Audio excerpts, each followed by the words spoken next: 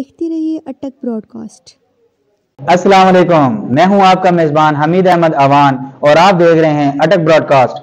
आज फिर हम मौजूद हैं एक बहुत ही खास मेहमान के साथ जिनका ताल्लुक अटक से है और अटक से पीपल्स पार्टी की नुमाइंदगी करते हुए PP3 से इलेक्शन भी लड़ रहे हैं, सूबाई असम्बली हल्का PP3। और आए से बातचीत करते हैं, देखते हैं वो अटक की आवाम के लिए क्या सोच लेकर आए हैं और किस तरह से अटक को बेहतर बनाने में वो अपना किरदार अदा करेंगे। आए चलते हैं जी उनकी तरफ। अस्सलाम वालेकुम जी। वासलाम जनाब, क्या हाल है जनाब? ठीक है अल्हम्दुलिल्लाह, बिल्कुल ठीक। आपकी बड़ी मेहरबानी है, आप बड़ी सर्दी में यहाँ पर आए हैं। बस हमें पता लगा कि आज आपने जो है ना एक और शहीद को याद रखा है जो कि हमारे पाकिस्तान के हीरो भी थे और मोहसिन भी थे, जिन्होंने एटमी ताकत हमें पाकिस्तान को दी है। तो उनकी वजह से फिर हमसे तो रहा नहीं कि हमने कहा चले आज आपसे मुलाकात भी हो जाए और भुट्टो शहीद को भी याद कर लें। मेहरबानी आपकी। देखें, शहीद जुल्फ़िकार अली भुट्टो एक अजीम हस्ती थे बेशक, और पाकिस्तान के लिए उनकी बड़ी कुर्बानियाँ हैं। इस मुल्क को एटमी ताकत बनाने वाले, इस मुल्क को बचाने वाले और यूनाइटेड नेशन में खड़े होकर जो है वो कागज फाड़ कर जो है वो दुनिया को ललकारा है जुल्फ़िकार अली भुट्टो ने। बेशक। और देखें, एक इंसान के लिए सबसे कीमती चीज जो होती है वो उसकी जान होती है और उसकी औलाद होती है।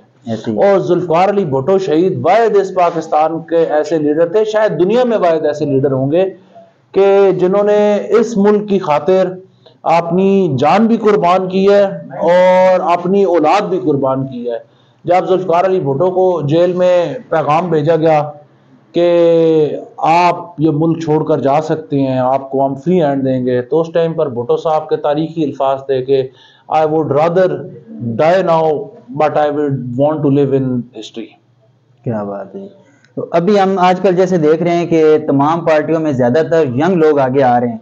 तो पीपल्स पार्टी में पहले बहुत मैच्योर और तकरीबन एजड लोग थे, अभी आपको जैसे हम देखते हैं कि माशाल्लाह अभी यंग उम्र में सियासत में आ गए हैं। तो ये किस तरह से आपको शौक हुआ कि सियासत में आना चाहिए और जैसे ख़ास तौर पे पीपल्स पार्टी को ज्वाइन करना चाहिए? देखें, पीपल्स पार्टी हमारी रगों में है। पीपल्स पार्टी जो है वो हमारे खून के अंदर शामिल है और हमारा जो कायद है बिलावल भुट्टो जरदारी, वो एक नौजवान आदमी है और मैं समझता हूँ कि इस मुल्क की तकदीर अब नौजवानों ने ही बदलनी है इंशाल्लाह। और रही बात पीपल्स पार्टी के टिकट पे इलेक्शन लड़ने के लिए, तो इस हल्के में पाकिस्तान पीपल्स पार्टी का एक बड़ा तगड़ा वोट बैंक मौजूद है और इसीलिए 3-4 बार यहाँ से पाकिस्तान पीपल्स पार्टी ये सूबाई असम्बली की सीट और नेशनल असम्बली की भी निकालती रही है। तो मैं समझता हूँ कि पार्टी की मेहरबानी है कि मेरे पे उन्होंने एतमाद किया है।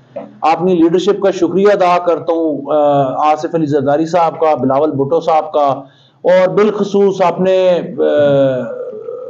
मामू का, मेरे बड़े हैं, बुजुर्ग हैं, मेरी वालिद की जगह है सरदार सलीम हैदर साहब, उनका कि उन्होंने मेरे पे भरपूर एतमाद का इजहार किया है, मुझे बिल्कुल यहाँ पर फ्री हैंड दिया है। और अल्हम्दुलिल्लाह आप देखें कि अल्लाह ताला की मेहरबानी से कि अभी हमें 8-10 दिन यहाँ पर इस हल्के में आए हुए हैं और आप देख लें कि पीपल्स पार्टी की गलियों में, मोहल्लों में जो है वो रौनकें बहाल हो चुकी हैं। पीपल्स पार्टी का जाला खुश हो गया है। अभी भी आप देखें कि बाहर इतनी धुंध है और इतनी सर्दी के बावजूद आपने देखा है कि यहाँ पर जो है वो कसीर तादाद में लोग मौजूद थे जुल्फ़िकार अली भुट्टो शहीद की याद में और उनका केक काटने के लिए। तो मैं समझता हूँ कि मैंने आपको कहा कि पाकिस्तान पीपल्स पार्टी हमारे खून में, हमारे रगों में शामिल है। तो अभी आपका जो पहले मतलब एक और लोगों के अपने ख्यालात होते थे कि हम ये करेंगे, हम वो करेंगे, वो जिस तरह वादे किए जाते थे, सियासी वादे उनको कहते थे, तो उस तरह से काम भी, खास तौर पे हम अटक के हवाले से बात करते हैं कि उस तरह से अटक में काम भी नहीं हो सके और उस तरह से अटक को निखारा भी नहीं गया। तो आपको अगर अल्लाह ताला ने ये मौका दिया, आप ये विन कर जाते हैं इलेक्शन में, तो आपका सबसे पहले प्रायोरिटी में क्या डिसीजन है कि सबसे पहले कौन सा एक काम करना चाहिए? जिस तरह हम बात करेंगे हेल्थ में, एजुकेशन में या रोड वगैरह की कोई तामीर वगैरह, कोई इस तरह का कोई अहम मंसूबा?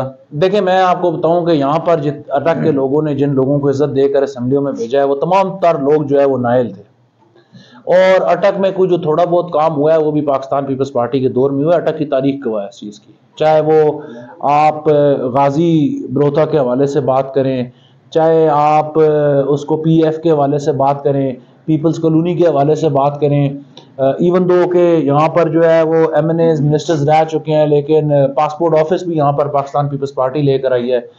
तो पीपल्स पार्टी की एक तारीख रही है कि वो गरीब आवाम के लिए, मजदूरों के लिए, किसानों के लिए जो है वो काम करती आई है। अभी भी अल्लाह ताला ने अगर हमें इज्जत दी, जो कि अल्लाह हमें देगा इंशाल्लाह ताला, कि मैं आपको बताऊं कि जब बक्सियां खुलेंगी, जब बैलेट्स खुलेंगे तो अंदर से इंशाल्लाह सिर्फ तीर निकलेगा अल्लाह के हुक्म से। अभी भी अल्लाह ने हमें इज्जत दी तो हमारा सबसे जो मेरी प्रायोरिटी है वो एक इंटरनेशनल लेवल का हॉस्पिटल लेकर आना है इस अटक के लोगों के लिए, इस अटक शहर की बड़ी आबादी के लिए, कि जहां पर आपका kidney transplant, liver transplant, heart transplant, ये सारी सहूलियात मुयसर हों और बिल्कुल फ्री मुयसर हों इंशाल्लाह। और इसकी मिसाल पाकिस्तान पीपल्स पार्टी ने ऑलरेडी कायम की हुई है। अगर आप सिंध में जाएं तो वहां पर बड़े बड़े अजला में, छोटे अजला में भी NICVD के नाम से जो है hospitals, state of the art hospitals already जो है वो ऑपरेशनल है और फ्री ऑफ कॉस्ट है। और लोग कहते हैं कि सिंध में पीपल्स पार्टी ने काम नहीं किया। आप YouTube पे भी अवेलेबल है, अगर आप गूगल करें उस पर भी अवेलेबल होगा कि दुनिया से लोग अपनी लिवर ट्रांसप्लांट कराने, कैंसर का इलाज कराने सिंध में आते हैं, कराची में आते हैं, गुम्बट में आते हैं, क्योंकि वहां पर बिल्कुल फ्री है और वो क्रॉस द बोर्ड सबके लिए फ्री है। तो हमारे भी प्रायोरिटी लिस्ट में जो है वो इंशाल्लाह एक वो बेहतरीन तर्ज का हॉस्पिटल है। फिर सबसे बड़ा मसला जो है अटक शहर में, जो मैंने अभी तक नोट किया है, वो यहाँ पर जो है वो जहर आलूद पानी है। जो पानी है ये साफ पानी नहीं है। तो हमारी क़यादत से जगह जगह से टूटी हुई हम भी देखते हैं, रोड पे पानी निकल रहा है, सीवरेज का सिस्टम कोई नहीं है। उसके अलावा गंदा पानी जो है वो आ जाता है, गटर का पानी मिक्स हो जाता है पानी के अंदर। तो हम इंशाल्लाह गली मोहल्ले की सतह पर जो है फिल्ट्रेशन प्लांट्स को लेकर आएंगे। अल्लाह ने मुझे इज्जत दी और पाकिस्तान पीपल्स पार्टी की हुकूमत आई। अगर ये दोनों काम होते हैं इंशाल्लाह ताला, तो आप देखेंगे कि अटक शहर बिलखुसूस शहर के हर गली मोहल्ले में इंशाल्लाह आपको बेहतरीन फिल्ट्रेशन प्लांट्स मिलेंगे। तीसरा जो सबसे बड़ा मसला इस शहर का है कि बेरोजगारी है। और ये एक लोकल जो इलेक्टेड मेंबर होता है, ये उसका काम होता है, क्योंकि वो लेजिस्लेटर होता है। अनफॉर्चुनेट है कि हमारे पास जो है वो सिर्फ इसलिए एक अवामी नुमाइंदे को रखा गया है कि वो सिर्फ फोतकियों पे और शादियों पे जाए। देखिए, वो फोतकी शादी पे जाना हमारा हक बनता है, लेकिन आप सिर्फ वो क्राइटेरिया ना बनाएं। मैं आवाम को भी कहता हूं कि आप सिर्फ ये क्राइटेरिया ना बनाएं कि फलाना मेरी फोतकी पे बिल्कुल जाना चाहिए। जो आपका वोटर सपोर्टर होता है, और उसके अलावा भी अखलाकी तौर पर भी, क्योंकि आप इलाके की नुमाइंदगी कर रहे हैं, तो मैं समझता हूं कि वो बहुत जरूरी चीज है। लेकिन आपकी जो मेन कॉज होती है वो लेजिस्लेशन होती है। तो आप अपने इलाके के लिए ऐसी लेजिस्लेशन करवाएं सूबाई असम्बलियों से जाकर या नेशनल असम्बलियों से जाकर कि आप अटक के अंदर ही रोजगार पैदा करें। यहाँ पर पब्लिक सेक्टर के ऐसे, अब मैंने आपको कहा NICVD हम बनाएंगे इंशाल्लाह। उस तर्ज का हॉस्पिटल यहाँ पर हम लेकर आएंगे, अपनी आदत से लड़ के लेकर आएंगे इंशाल्लाह। अगर वो बनाएंगे तो वहां पर जो एम्प्लॉयमेंट होगी वो लोकल होगी, अनलेस के कोई बहुत स्पेशलिस्ट आदमी ना चाहिए हो, तो जो एम्प्लॉयमेंट होगी वो सारी लोकल होगी। ये अटक का अलमिया रहा है कि जब भी अटक में, जैसे अभी हमारे पास ये बहुत सारी जगह हैं जिस तरह फैक्ट्रीज हैं और कामरा वगैरह, इनमें तमाम बाहर के लोग ज्यादा हैं। अटक के लोकल को लोगों देखें, मैं आपकी बात से 100% इत्तेफाक करता हूँ। आप इसमें देखें कि ये जो लोकल क़यादत है, ये जो लोकल MNAs मुंतखब हुए हैं, यहाँ से मिनिस्टर साहिबान रहे हैं, MPs रहे हैं, ये इनकी नायल ही है, ये नायल लोग हैं। और इनका सिर्फ एक मिशन है जो मुझे अभी तक नजर आया है कि पहले अपने आप को संवारो, फिर अपनी औलादों को संवारो। और अगर अटक के लोग, अटक के बच्चे बेरोजगार फिर रहे हैं, उनको सिर्फ आप लॉलीपॉप देकर इलेक्शनों में जो है वो झंडे पकड़ा दें और वो आपके नारे मारे, तो मैं समझता हूं कि ये अटक शहर के अंदर, अटक के इर्द गिर्द बिलखसूस नौजवानों को ये चीज देखनी चाहिए कि आपकी नुमाइंदगी सूबाई असम्बलियों में बेहतर तरीके से कौन कर सकता है। अगर उनको ये लगे कि जो मेरे मुखालिफ कैंडिडेट्स हैं वो उनकी नुमाइंदगी बेहतर कर सकते हैं, तो फिर वोट के हकदार हुए, मैं अपने लिए नहीं मांगूंगा। लेकिन अगर उन्हें ये लगे कि वोट का बेहतर हक मैं अदा कर सकता हूं और अपने इलाके की खिदमत कर सकता हूं और इलाके में काम कर सकता हूं, तो फिर मेरे ख्याल से कि वोट का हकदार मैं हूं। अच्छा, मैं आपको एक और चीज बताऊं कि काम कराने के लिए आपको ना अपनी लीडरशिप के साथ आपके ताल्लुकात अच्छे होने बिल्कुल बहुत जरूरी हैं। ऐसी फिर आप देखें कि ये जो हमारे लोकल यहाँ पर कैंडिडेट्स हैं, इनका जो है वो आप मुझे ईमानदारी के साथ बता दें, मैं अटक के लोगों को कहता हूँ आपके कैमरे के थ्रू कि अल्लाह रसूल को हाजिर नाजिर रख के ये बात कर दें कि क्या इनकी एक्सेस है मियां नवाज शरीफ तक या मियां शहबाज शरीफ तक या मरियम नवाज साहिबा तक? बिल्कुल नहीं है। और ये अगर मियां साहब से मिलना भी चाहे तो वो उनसे 2-2 साल नहीं मिलेंगे। हमारे रही बात हमारी, तो हम अल्हम्दुलिल्लाह क्योंकि हमारा खानदान सारी जिंदगी हमने पीपल्स पार्टी के साथ गुजारी है, हम बिलावल भुट्टो जरदारी तक हमारी एक्सेस है। जरदारी साहब हमें बच्चों की तरह ट्रीट करते हैं, तो हमारे अंदर भी इतना, हमारी टांगों में भी इतना सांस है और हम इतने तगड़े हैं कि हम अपनी लीडरशिप की आंखों में आंखें डालकर जो है वो इस तहसील के लोगों के लिए जो है उनका जो हक बनता है हम लेकर आएंगे इंशाल्लाह। बिल्कुल। अभी पीपल्स पार्टी का एक नारा था रोटी कपड़ा मकान, और फिर हमने देखा कि एक वक्त था हमसे बहुत पहले कि एटम बम जो मंजूर किया भुट्टो साहब ने, शहीद जुल्फकार अली भुट्टो साहब ने, उसकी पादाश में उनको फांसी दी गई, उनको शहीद किया गया सिर्फ इस वजह से कि उन्होंने मुल्क को मजबूत किया। और फिर पीपल्स पार्टी ने रोटी पकड़े कपड़ा मकान के लिए एक नारा लगाया और उसमें भी लोग जोग दर जोग इकट्ठे हुए। फिर हुकूमत किसी को मुकम्मल करने ही नहीं दी गई, कभी भी हुकूमत मुकम्मल नहीं हुई। तो इस दफा इलेक्शन के बाद अगर पीपल्स पार्टी आती है तो पीपल्स पार्टी का क्या तगड़ा मंशूर है कि वो उस पर अमल करेगी और किस तरह अपनी हुकूमत मुकम्मल करेगी? देखिए मैं आपको बताऊं कि 2008 में जब पाकिस्तान पीपल्स पार्टी की हुकूमत आई है तो उस टाइम पर के डिस्पाइट द फैक्ट के पाकिस्तान एक एग्रीकल्चरल कंट्री है, एक ज़राई मुल्क है, लेकिन हमारी बदकिस्मती क्या थी कि हम आटा इंपोर्ट कर रहे थे, हम लोगों से आटा खरीद रहे थे ऐसे ही। और फिर आपने देखा है कि लंबी लंबी आटे के ऊपर लाइनें लगी, अभी भी वही हाल है। ठीक है, अभी भी वही हाल है। लेकिन पीपल्स पार्टी की जब हुकूमत आई तो उन्होंने किसान दोस्त पॉलिसीज निकाली और पाकिस्तान पीपल्स पार्टी के 5-6 महीने के अंदर अंदर पाकिस्तान आटे के एक्सपोर्टर बन गया, हम दुनिया को आटा देने लग गए। तो पीपल्स पार्टी जब भी आएगी वो गरीब मजदूर किसान मेहनत का शारी नौजवानों के लिए आएगी, उनके लिए काम करेगी। अब आप देखें कि पीपल्स पार्टी का जो सिलेक्शन का मंशूर है आपके सामने है कि बिलावल साहब ने अनाउंस किया है कि हम घर भी बनाएंगे लोगों के लिए इंशाल्लाह, और 300 यूनिट बिजली के भी अल्लाह के हुक्म से इंशाल्लाह ताला पीपल्स पार्टी को अल्लाह ने इज्जत दी तो हम उनको फ्री देंगे। और उसके अलावा नौजवानों BISP Benazir income support program आज भी आप देखें कि खवातीन को उसी तरह बगैर डिलेस के पैसे मिल रही हैं। ये भी एक सपोर्ट है गरीब आदमी के लिए। शायद एक जो तगड़ा आदमी होगा जो मतलब जिसके पास वसाइल होंगे उसको शायद कोई 2, 4, 5, 10 हज़ार पैसे फर्क नहीं पड़ता, लेकिन जो गरीब आदमी होता है उसका शायद महीने का बिजली का बिल दिया जाता है उन पैसों से ऐसे। तो अभी भी BISP में जो है वो पीपल्स पार्टी का ये मंशूर है कि people's party Benazir income support program को बेहतर करेगी इंशाल्लाह ताला और नौजवानों को कर्जे देगी ताकि वो अपने कारोबार कर सकें और उनको किसी के सामने उनको किसी के सामने हाथ ना फैलाने से। मैं आपको एक छोटी सी मिसाल देता हूँ कि अगर किसी नौजवान को 15-20 लाख रुपया दे दिया जाए कि आप अपना कारोबार करें, वो एक छोटी सी दुकान डाल ले, मिसाल दे रहा हूँ, उसमें वो 2 बंदे भी रखेगा, ऐसी 2 बंदे और करें, ठीक है, एक का रोजगार, एक का बिजनेस बन गया, अगले 2 बच्चे जो होंगे उनका रोजगार लग गया। तो इसी तरह एम्प्लॉयमेंट होती है ना ऐसी। तो ये तो आपको जो है वो मईशत को बेहतरीन स्टडी करना पड़ता है इन चीजों के लिए। हवा में तीर चलाने से तो काम नहीं बनते कि हम ये कर, नारे तो सारे मार सकते हैं, लेकिन प्रैक्टिकल काम अगर आप आज भी देखें, पिछली जितनी हुकूमतें गुजरी हैं, पाकिस्तान पीपल्स पार्टी से बेहतर प्रैक्टिकल काम गरीब और किसान के लिए नहीं कर सका। जुल्फकार अली भुट्टो शहीद वो अजीम हस्ती थी कि जिन्होंने वडेरों से जागीरदारों से जमीनें लेकर गरीब लोगों के नाम कराई और गरीब लोगों को आबाद किया है। और अभी भी इंशाल्लाह जब पाकिस्तान पीपल्स पार्टी की हुकूमत आएगी तो गरीब दोस्त पॉलिसीज अपनाई जाएंगी, गरीबों के ऊपर से बोझ जो है वो इंशाल्लाह कम किया जाएगा। मुझे एक बात याद आ रही है, अभी जरदारी साहब सदर थे तो उन्होंने एक ऐलान किया था कि हमने तमाम इदारों के अंदर गरीब लोगों को शेयर होल्डर बना दिया है, तो वो एक बड़ा जबरदस्त उसमें था। अभी जैसे हम देखते हैं कि बिलों की आपने बात की है, अभी गैस के बिल पे 1000 रुपया आपका फिक्स चार्जेस लग चुके हैं, वो किस चीज़ के हैं कोई पता नहीं है। उसके अलावा जनरल सेल टैक्स और बिजली का देखते हैं तो उसके ऊपर 11 किस्म के टैक्सेस लग रहे हैं सिर्फ।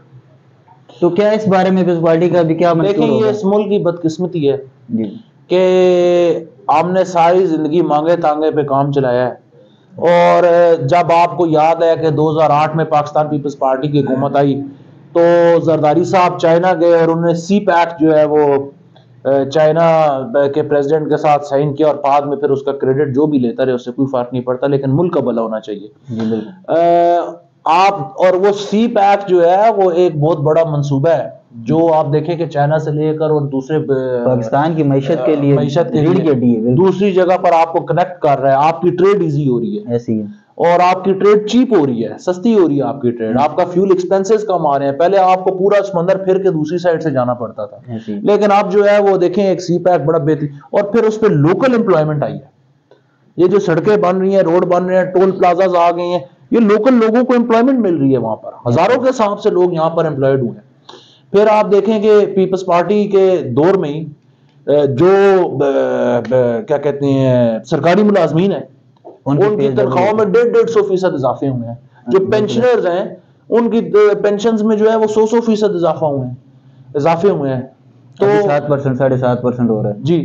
तो अब सूरत हाल ये है कि ये काम सिर्फ पाकिस्तान पीपल्स पार्टी कर सकती है। क्यों? क्योंकि पाकिस्तान पीपल्स पार्टी आज भी अगर अवाम के दिलों पर राज करती है, और आज भी अगर जिंदा है, तो वो सिर्फ गरीब की वजह से, किसान की वजह से, मजदूर और हारी की वजह से जिंदा है। एक मिसकंसेप्शन जो है वो फैला दिया गया था हमारे नौजवान लोगों में कि जी पीपल्स पार्टी शायद बहुत करप्ट, बहुत बड़ी करप्ट जमात है, और हम जो है वो सारे हाजी साहब हैं। और हाजी साहब जितने थे वो जनाब जब इस मुल्क पे मुश्किल टाइम आया है तो हाजी साहब दिल के वाल उनके बंद हो गए, और उनके प्लेटलेट्स डाउन हो गए, और टांगे उनकी कांपने लग गई क्योंकि जेल में ना रहना पड़े। हफ्ते मियाँ साहब जेल में रहे, हफ्ते के बाद उन्होंने जनाब फ्लाइट पकड़ी है और लंदन गए हैं, और फिर उनके प्लेटलेट्स जगह पर तब आए हैं, दिल के ऑपरेशन उनका तब कामयाब हुआ है जब मुल्की हालात उनके फेवर में हो गए। तो पीपल्स पार्टी की लीडरशिप तो उधर ही मौजूद थी। हर मुश्किल टाइम पर पाकिस्तान पीपल्स पार्टी इस मुल्क के लिए खड़ी है, हमने जाने दी है, हम आगे भी इस मुल्क के लिए जाने देने को तैयार हैं। अभी नौजवान जैसा कि हम देखते हैं कि पिछले कुछ सालों में एक अजीब सी फिजा कायम हो चुकी है, जरा सी भी बात करो एक लड़ाई झगड़ा और शोर और गुल और इस तरह हो चुका है। तो क्या पीपल्स पार्टी उनके लिए कोई खास पैगाम कि वो सही तरह से अपने काम में आए? देखें, ये फ्रस्ट्रेशन है। अब एक आदमी जब बेचारा बेरोजगार होगा लड़का, और उसको घर से भी प्रेशर होगा कि जा कोई नौकरी कर, तू वेला बैठे हैं थे। अब घर वालों को समझाना ये मुश्किल हो जाता है कि बाहर नौकरी आई नहीं, लोगों के जो चलते हुए कारोबार हैं वो बंद हो रहे हैं।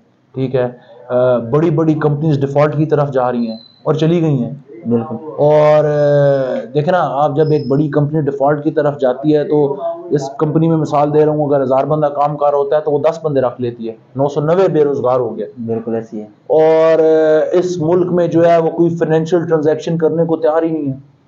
और इस मुल्क के हर सेक्टर का, चाहे वो रियल एस्टेट हो, हॉस्पिटैलिटी हो, गाड़ियों वाले हमारे भाई हों जो काम कर रहे हैं, फर्नीचर वाले हों, हर सेक्टर का बेड़ा गर्क होकर रह गया। तो और ये क्यों हो रहा है? ये इसी वजह से हो रहा है। तो देखें, इलेक्टेड गवर्नमेंट्स नहीं है यहाँ पर।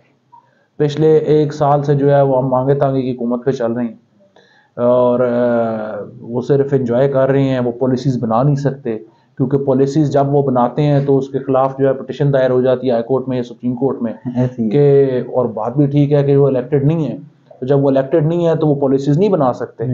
तो इलेक्टेड गवर्नमेंट जब आएगी तो इस मुल्क में बेहतरी आएगी। और अब आप इनकी हालत देखें कि आज इन्होंने सेनेट में एक करारदाद पेश कर दी है कि जनाब इलेक्शन का माहौल नहीं बन रहा, और इलेक्शन को जो है पोस्टपोन किया जाए, और मुल्की हालात जो है वो ठीक नहीं है। मैं समझता हूँ मुल्की हालात बिल्कुल फिट फाट हैं, हम पूरा दिन यहाँ पर कैंपेन करते हैं, कोई बंदा जो है वो ऐसा नहीं है जिसने हमें कोई थ्रेट किया हो।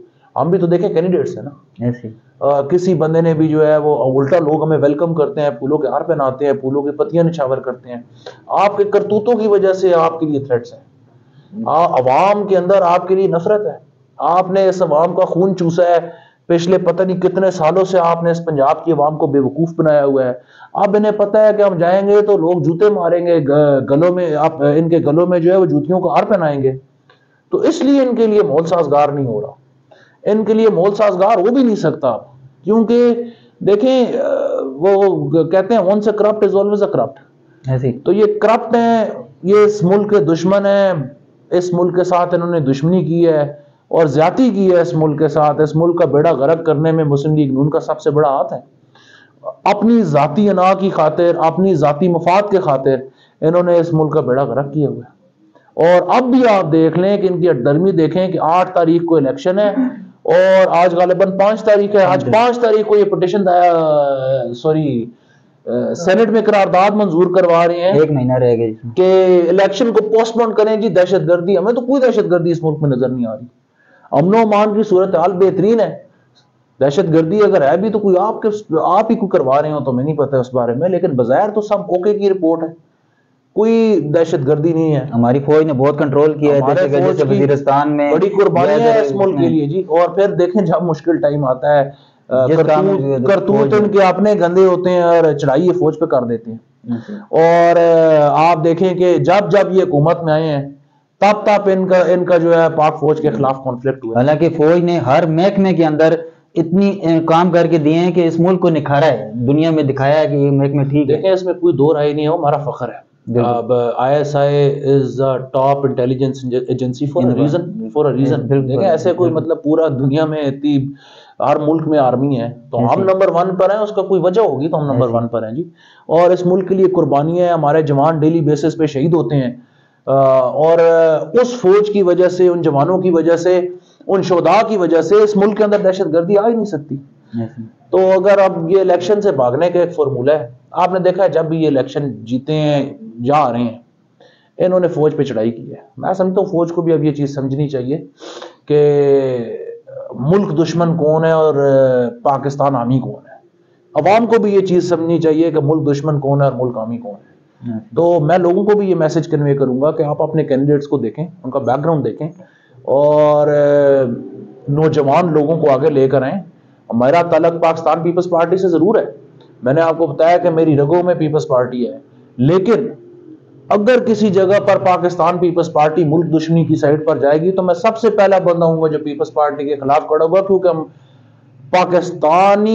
पाकिस्तानियत सबसे पहले है। पाकिस्तान से आगे कुछ नहीं। पाकिस्तान इस मुल्क के वफादार हैं, इस मुल्क में रहना है, इसी मिट्टी में दफन होना है और इस मुल्क के लिए अगर जान भी देनी पड़े तो हाजिर है इंशाल्लाह जरूर जी। कोई खास पैगाम हमारे नाजरीन के लिए पीपल्स पार्टी की तरफ से? खास पैगाम नाजरीन के लिए यही है कि पीपल्स पार्टी, जैसे आपको इंटरव्यू में भी सारे ये बात पीपल्स पार्टी की होती रही है कि पीपल्स पार्टी इंशाल्लाह एक वाहिद ऐसी सियासी जमात है जो इस मुल्क को बुरानों से निकाल सकती है। सबको साथ लेकर चलना होता है, आप किसी इदारे के साथ कोई कॉन्फ्लिक्ट नहीं पैदा कर सकते। और पाकिस्तान पीपल्स पार्टी एक वाहिद वो जमात है जो इस टाइम पर इस मुल्क को इस मायशी बुरान में से खास तौर पर निकाल सकती है। अटक के लोगों के लिए मैं ये पैगाम दूंगा कि इस मुस्लिम लीग नून को वोट देकर अपना एक तो वोट ज़ाया ना करें, दूसरा इनको वोट देना मुल्क दुश्मनी के बराबर है, और तीसरा जो है ये नाइल तरीन नुमाइंदे हैं अटक के, इनको वोट देकर अपना वोट ज़ाया करने वाली बात है। इनसे वो पंजाबी च कहने कख बन के दो भी नहीं होना और ये नहीं कर सकते, ये मैं आपको दावे से कहता हूँ। और आखिरी चीज मैं ये कहता हूं कि आप तमाम कैंडिडेट्स का मुआवजा कर लें आखिर में, ज्यादा पढ़ा लिखा कौन है, ज्यादा सोशल वर्क में कौन इन्वॉल्व रहा है। मेरा बैकग्राउंड किसी ने पूछना है तो फतेह जंग हसन अब्दाल से जाकर पूछें, वो आपको मेरे बारे में बेहतर बताएंगे। मुआवजा करें अल्लाह रसूल को हाजिर नाजिर रख के, और अगर आपको लगे कि मैं आपकी बेहतर नुमाइंदगी कर सकता हूँ सूबाई असम्बली में जाकर, तो फिर वोट का हकदार मैं। बहुत शुक्रिया, बहुत शुक्रिया जी। जी नाजरीन, आपने सरदार हैदर अली खान साहब की बातें सुनी हैं। यकीनन उन्होंने अपनी पार्टी का मौक़िफ़ बेहतरीन तरीके से आपके सामने रखा है और अपने बारे में और अपनी पार्टी के बारे में बहुत डिटेल से आपको बताया है। तो आपसे भी गुजारिश है कि कमेंट्स में ज़रूर बताइएगा कि आपको हमारा आज का ये इंटरव्यू सरदार साहब की बातें कैसी लगी हैं। तो अब देखते रहें अटक ब्रॉडकास्ट, हमारे चैनल को सब्सक्राइब कीजिए, दोस्तों में शेयर कीजिए और इंशाअल्लाह ताला अटक के अवाम के लिए खुसूसी तौर पर एक और इंटरव्यू के साथ अनकरीब हाजिर होंगे। अपने मेज़बान हमीद अहमद को इजाज़त दीजिए। अल्लाह हाफिज़।